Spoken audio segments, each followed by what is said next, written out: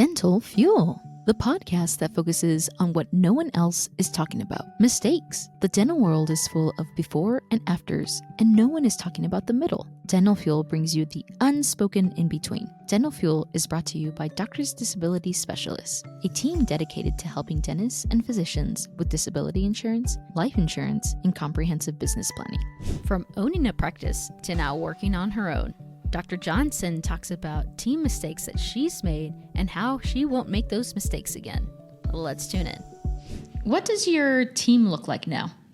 So my team is fascinating because it's me, myself, and I. Beautiful Not team. always, but, well, there are pros and cons to that, right? So going through the pandemic without having a large team was like huge, right? I mean, great, because I watch all of my friends and colleagues struggling with like hygienists and things like that. Now, I do have an assortment of assistants whenever I'm doing larger cases or need help where, they will come in and help me. But really, it is me, myself, and I. Wow. Yeah. So then you also start to realize that I hate talking on the phone. So Do you set up all your appointments and everything? I do everything. Really? Literally. So like I tend to do a lot with text, or you can actually online schedule with me and then I'll confirm it, right? Yeah. For like new patients and things like that. So it's amazing how that can help.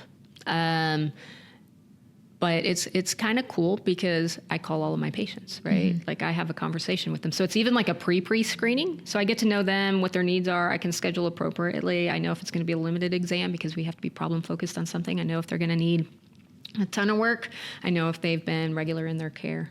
And then I'm my own hygienist right now, which is really interesting too, because hygienists are amazing support folks, right? I love my hygienist. And so I'm on my side of my mind thinking, really, a hygienist might even do this better, but patients really connect to the time that they have with me. So then my patient acceptance is like really, really high, and they like it. That's cool. Go figure, right? Yeah. It's a great way to watch a patient's perio status as well. Oh, it's huge. And I do salivary diagnostics and things like that, and use adjunct therapies to help. And so I have a lot of folks who came to me with significant perio that we've stabilized. So teeth that other folks are like, yeah, these need to go. Let's get them out. And I'm like, do we really want to do that?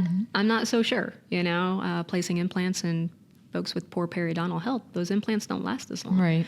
And I know we were talking about this on another case that had come through, right? We're us all chatting, and it's kind of like, all right, implants, do they last forever? No, they have a high survival rate, but the success rate is actually considerably less when you start looking at studies. So yeah, you might have an implant in there, but it might be pussy and oozy and and all those like good things. Pussy's not good. But like if you can keep a natural tooth and you can help people get to health, what better, outcome could you have? You're your own assistant as well?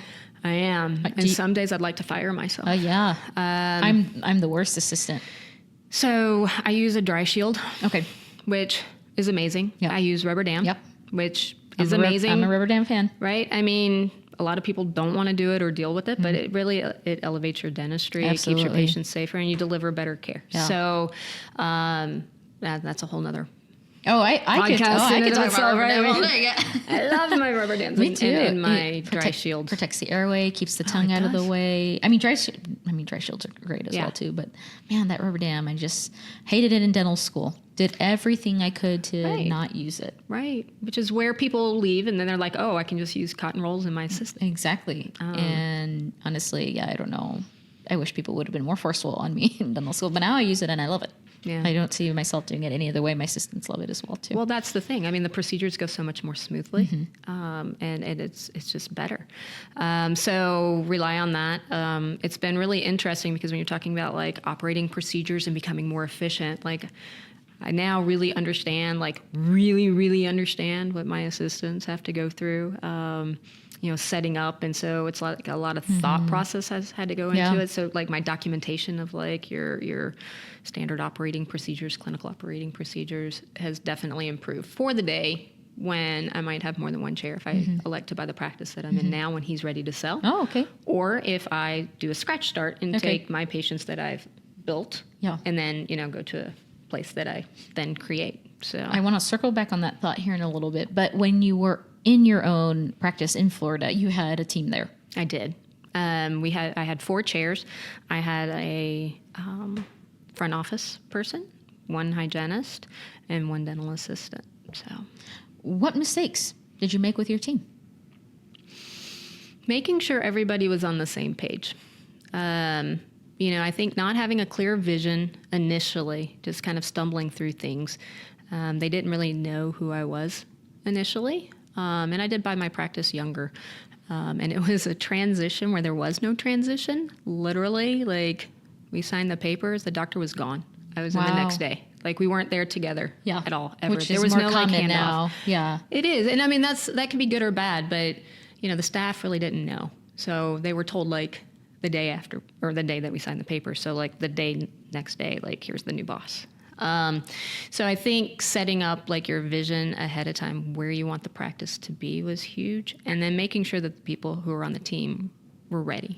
And that took me a little bit to really establish and define. And I actually took my team out at that point, and we went out to sailing, and I took them to a little island where I had lunch. And we had made these little beads together, and I literally gave them my vision. I drew a line in the sand, and I said, I need for you to follow me, but if you can't, it's okay. This is where I'm going, and I need you to believe in it, and I need you to support it. And we can separate now, or you can come along this journey with me. And then I just went over there and sat on the other side of the sand and waited for people to come. Wow. And they would pick up like the little words that resonated with them, and we created a necklace. And thankfully, they came with me. That's we had a really great cool. time. But I was like, what if none of them come? You were sitting on the beach by yourself. Yeah. And it was also interesting because, again, I was younger at that point. So I came in, and, folks were like, well, when's the doctor going to come in? And I'm like, I am the doctor. Come on, everybody can relate to that when you're younger. For sure. So you had to get over that part because everybody in the office was much older than me. I would say that was probably some of the biggest issues. What would you do differently if you were to build a team now, or if you are to in the next few years? Yeah, so I'm really crystal clear on my vision. And I think having everything written down, the expectations of those job positions, and then just creating a culture of, I wouldn't expect them to do anything I wouldn't do for myself. Again, one of my mentors, Glenn DuPont, he said, you set the new standard when you walk by a mistake. So I think you have to be very disciplined in yourself to make sure you don't allow things. Like if you say, yeah, that impression's good enough, new standard, right? Like you don't want to do that. So you have to hold yourself to your vision and your team, but do it in a positive way. So for me, just having things more clearly defined and then having more discipline within myself, which definitely has improved. Be sure to tune in next week where Dr. Johnson will talk about her future and advice that she has for dentists. Be sure to connect with Dr. Johnson on Instagram at SuperSmileyChick and with Ignite DDS at Ignite DDS. You can find me on Instagram at tsmaestas.tds. And while you're there, be sure to check out our sponsor, Doctors Disability Specialist.